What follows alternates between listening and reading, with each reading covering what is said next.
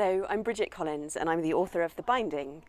The Binding it's set at the end of the 19th century, and it's about a young man, Emmett, who's grown up on a farm and has kind of had his life completely mapped out for him, like he knows he's going to be a farmer.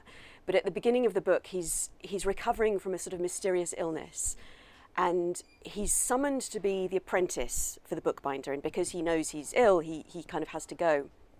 And so he goes off, and he knows from his parents' reaction to this that there's something a bit kind of taboo and sinister about books, but he doesn't exactly know what. And it's only when he goes off to do this apprenticeship that he starts to realise that actually, in this world, books are people's memories. So that if something terrible or traumatic happens to you that you don't want to remember, you can go to the binder and she will take that memory and put it in a book. And for as long as the book is safe, you won't remember. So it's obviously, it's a book about memory and identity and the way that the stories we tell ourselves kind of make us who we are. But it's also, I think for me, the heart of the book is that it's a love story. So it's a book about two people who meet and fall in love and betray each other and forget each other, but not necessarily in that order. So I'm here in Waterstones, Covent Garden, and I just wanted to share with you a few books that have really inspired me as a writer. So the first one is Sarah Waters' Fingersmith, which if you haven't read it, then you are in for an absolute treat. I love it. It's basically, in some ways, it's like a pastiche of a sort of sensationalist Victorian novel. So it's got kind of allusions to Wilkie Collins, and it's got sort of an amazing plot about sort of mistaken identity and, you know, and a love affair, and then, you know, kind of major revelations.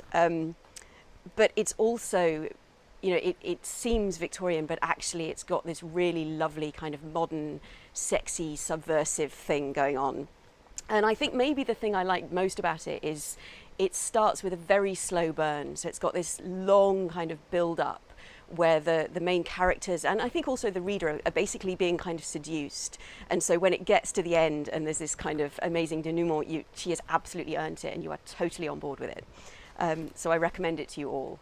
So we've come down to the non-fiction section for my second book, which is the amazing book, The World Beyond Your Head, by Matthew Crawford. And this is something I picked it up in the library, like just on the off chance, and sort of took it home and read it and then brought it back to the library and then took it out again and read it again. And then I was like, no, at this point I have to buy a copy. And it's basically, it's difficult to describe. I suppose it's sort of political philosophy, but it's much more readable than that makes it sound. And it's about sort of the way we interact with the real world. And it talks a lot about sort of technology and how technology sort of seduces us into thinking that we're interacting when actually we're not really, and what we do with that. And also I think one of the things that I really love about it is it talks about how valuable our attention is and how people are trying to monetize it, and kind of, you know, there's sort of a kind of predatory society that wants us to pay attention to it.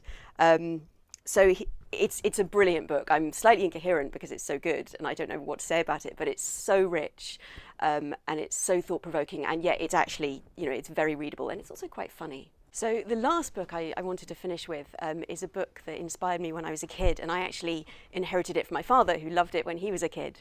And it's The Eagle of the Ninth by Rosemary Sutcliffe, it's about, in some ways it's a kind of classic adventure story. It's about a young man who's a centurion and is kind of wounded and has to leave the Roman army, and then he goes up north to try and find the lost eagle of the Ninth Legion.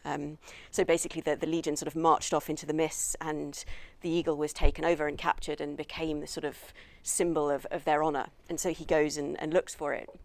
But although it's, you know, it's a classic adventure story and it's brilliantly written, but it's very subtle and it's so lyrical. The prose is just amazing. And I kind of feel like, you know, if there was a book that I wish I'd written, it is this one.